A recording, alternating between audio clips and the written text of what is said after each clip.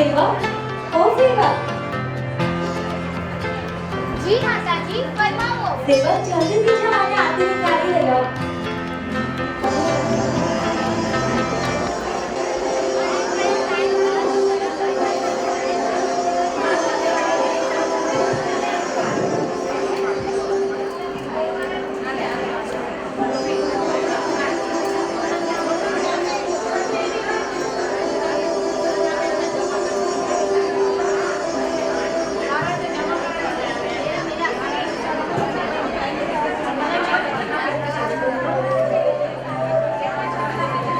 આયુષ્યમાન ભવ અખંડ સૌભાગ્યવતી ભવ.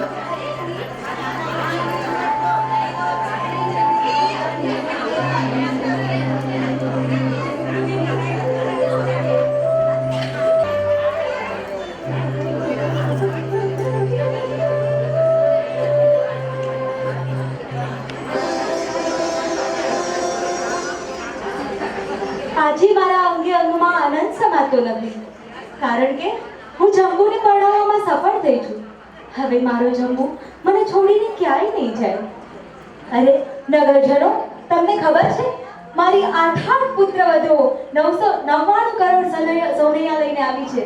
અરે એનાથી પણ અધિક ગુણોના ભંડારથી ભરેલી છે. હો, તમને જોઈને મારું હૈયું નાચી ઉઠ્યું છે. તમે ખૂબ વિનયી, વિવેકી અને પ્રેમાળ છો. તમે મારી દીકરીઓ જ છો. બેટા, મારે તમને એક વાત કહેવી છે. બેટા, આજની આ રાત્રિ તમારા હાથમાં છે. તમે જંબુને મનાવી લેજો અને સંસારમાં સ્થિર કરજો. માતાજી, અમે અમારી પૂરી કોશિશ કરશું. આ એક રાત અમારા માટે કાફી છે. અમે અમારા પતિને મનાવી લઈશું.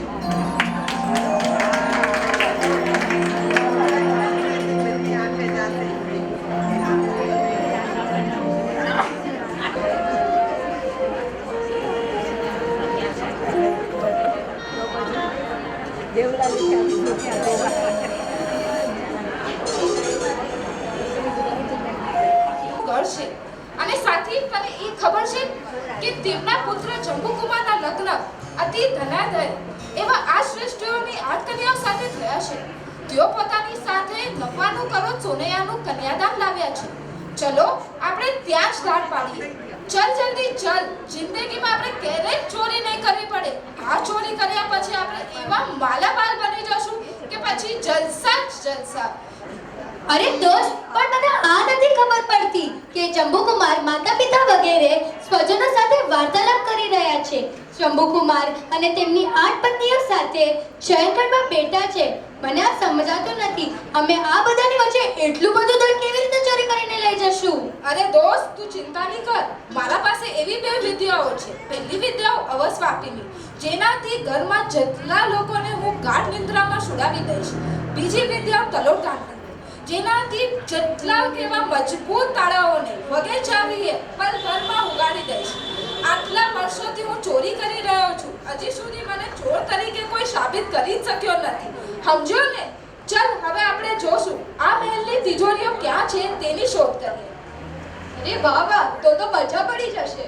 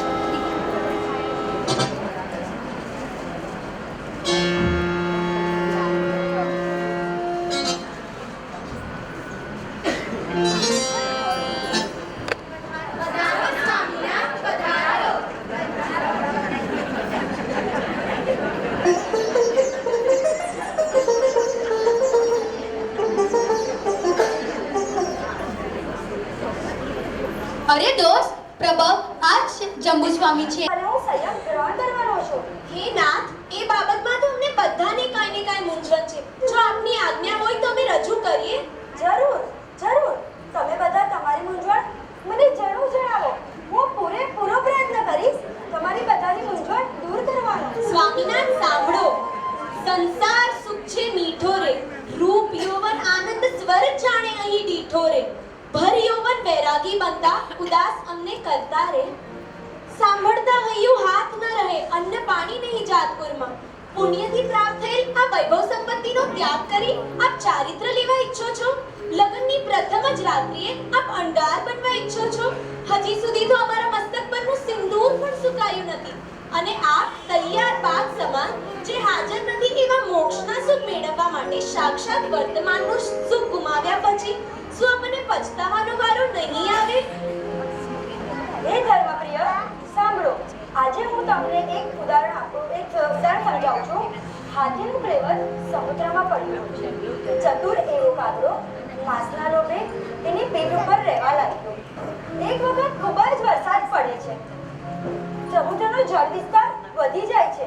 કાંઠો ક્યાંય નથી દેખાતો. મોટા મગરમચ્છો હાથીના ફ્લેવરને ખાઈ જાય છે. કાગડો ઉડે છે, પણ કાંઠો ક્યાંય ન મળતા તે ડૂબી જાય છે. માટે જ ધર્મપ્રિય, મરેલા હાથી જેવી સ્ત્રીઓ ગણવી, સમુદ્ર જેવો સંસાર ગણવો, અને પુરુષ જેવો હાથી કાગડો ગણવો.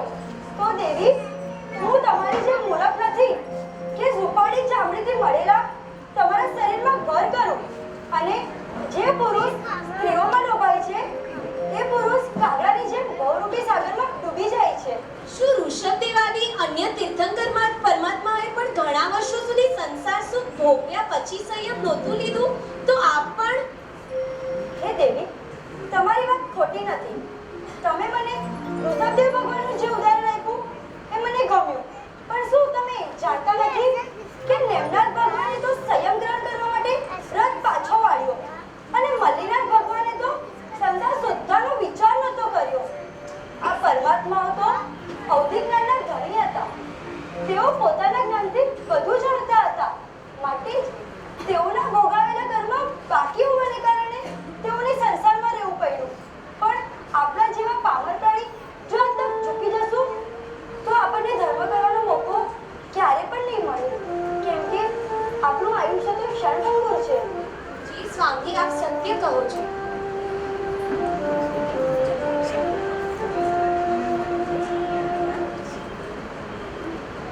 પ્રેમનું બંધન તૂટે ના સ્વામી, આવી તમારા શરણે રે.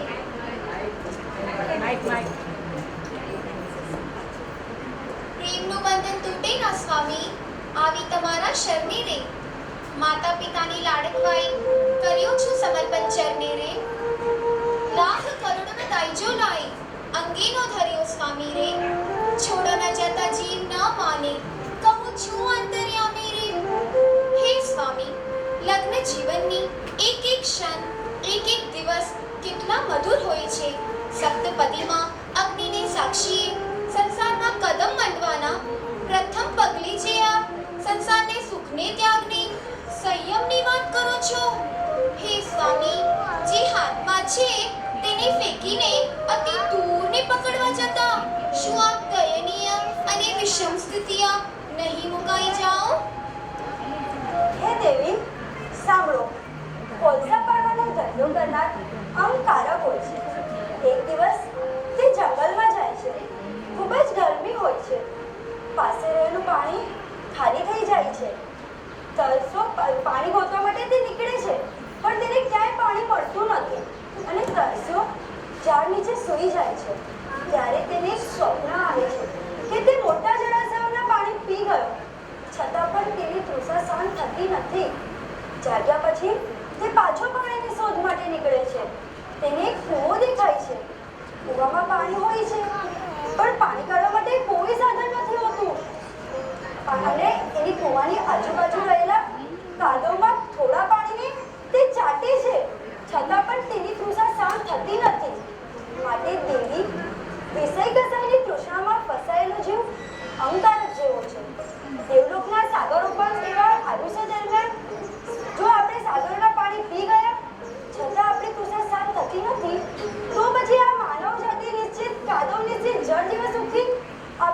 સી રીતે સહન થશે?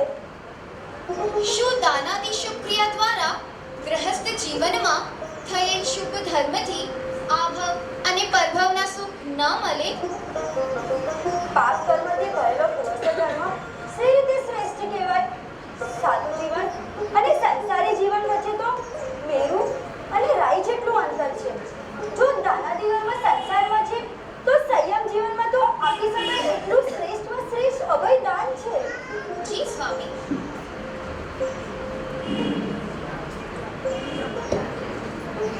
ગુણ તમારા સાંભળી સપણ જોડ્યા રે, આશ અધૂરી મૂકીને જતા મુજ મન તોડ્યા રે. સ્વજન મેળો છોડીને જાશો, મનમાં એવું ન જાણ્યું રે. હજુ એક વાત છે આપણા હાથે, હૈયું મુજ બંધાણું. હે સ્વામી, લોકો કહે છે કે સંગ તો ગુણિયનનો જ રાખવો. આપના જેવા ગુણિયન વ્યક્તિઓ જો અમારો સંગ છોડીને જશે તો અમારે ક્યાં જવું? માટે આપ આપની ફરજ અદા કરો, તે પણ એક ધર્મ જ છે. એ સુંદરી, મારો ધર્મ એ છે કે મને જે સતત્વ મળ્યું એની ઓળખાણ હું તમને કરાવું. મને જે આરાધના કરવાનો આસ્વાદ માણવા મળ્યો છે એનો રસાસ્વાદ હું તમને કરાવું. શાશ્વત ધર્મની સ્વજનોને જે ઓળખાણ કરાવી તે શું ઉત્તમ લાડી નથી? માટે જો તમને મારા પ્રત્યે પ્રેમભાવ હોય તો આ સંસારના તુચ્છ સુખોને છોડો અને મારી સાથે સંયમ માર્ગે ચાલો અને મોક્ષ સુખને મેળવો. હે સ્વામી, આ સંસારમાં દરેક જીવો પોતપોતાના કર્મો પ્રમાણે જ સુખ દુઃખને ભોગવે છે. આપના પુણ્યના યોગે મળેલ સુખને આપ ભોગવો, એમાં શું ખોટું છે? હે સુંદરી, પુણ્યથી સુખ મળે છે પણ આ પુણ્ય તો ધર્મની આરાધના કરવાથી મળે છે અને પુણ્ય તો જળ છે, એક ના એક વાર તો નાશ થવાનો જ છે. જો પુણ્ય ભોગવી ખાલી જશું તો બીજા પાપો તો બંધાવાના જ છે અને ઉદયમાં આવતા વાર નહીં લાગે. માટે જો દુઃખ ન જ લાવવું હોય તો અધર્મ કરવો જરૂરી છે અને આ સુખ અને દુઃખની ઘટનામાંથી અંત લાવી શાશ્વત સુખ પામવું હોય તો ચારિત્ર સિવાય બીજો કોઈ વિકલ્પ નથી. જી સ્વામીજી.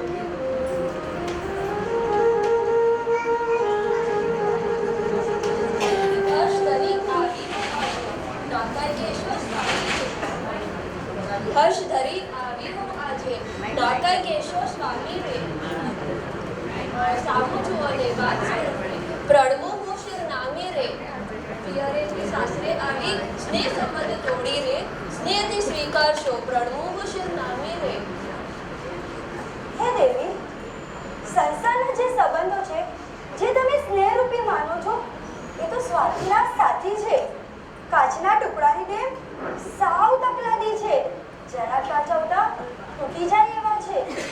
અરે આ સંબંધો કેટલો ટાઈમ ટેકવાના? બહુ તો આ બહુ પૂરતા, પછીનું શું? અરે દેવી, જો સંબંધ બાંધવા હોય તો આ પરમાત્મા સાથે બાંધો. પ્રિયતમા, પરમાત્માને બનાવો. જો એકવાર બાંધ્યા પછી ક્યારે પણ નહીં તૂટે. એ નાથ, તમે જે ચારિત્ર લેવાની તમારી ચારિત્રની ઈચ્છા યોગ્ય છે પણ તમે જે ચારિત્ર લેવા માટેની હઠ કરી રહ્યા છો તે યોગ્ય નથી. શું આપણને સ્નેહ સંબંધો તોડવા માટે આપણી શારીરિક અને માનસિક તૈયારી ન જોઈએ?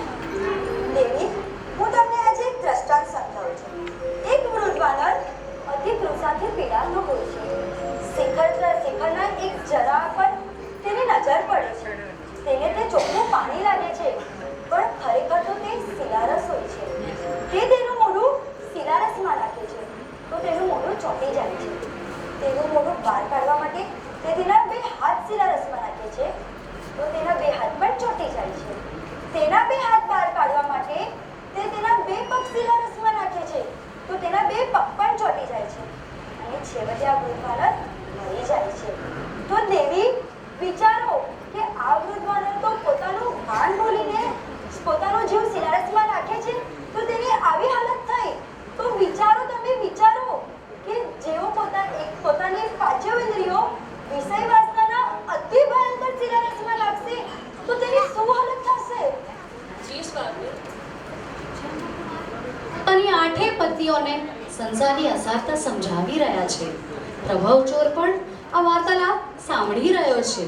વિચાર તો કરો, લગ્નની પહેલી રાત જંબુકુમાર વૈરાગ્ય સંભર વાણીથી ધર્મ કથા કરી રહ્યા છે. શિયળ સુગંધને સાથે રાખી અનાપ્ત ભાવે રહીશું. યોગની ઉંમરે યોગી થઈને જિનાજ્ઞાશીલ ધરશું. આટલું માનો સ્વામી અમારું અધિકું કાંઈ ન કહીશું રે. દાક્ષિણ્ય ગુણથી આપ કરેલા નિરાશ ન અમને કરશો રે. એ સ્વામી આપણે યોગની ઉંમરે યોગી બનવા જરૂરથી નીકળશું, પરંતુ ભોગની સાચી ઉંમર તો આ જ છે. કોઈને નિરાશ ન કરનાર આપનો દાક્ષિણ્ય ગુણ શું અમને નહીં મળે? એ સુંદરી, ગર્વ કરવા માટે કોઈ ઉંમર નથી હોતી.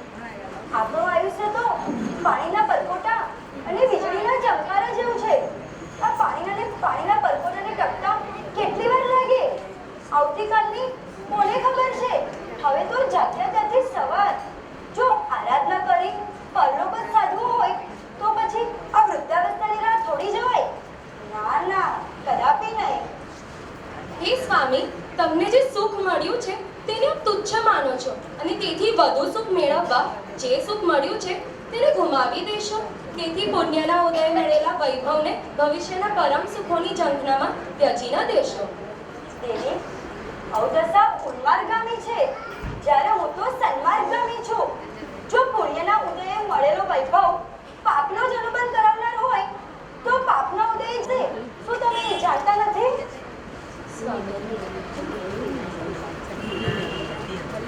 રૂપની રોડિયાળી, આપની અન્યાળી, દુશ્મન હાથની રીતુએ, ત્યાગની વાતો સાંભળતા જ હૃદય ગર્ભ કંપી ઉઠે.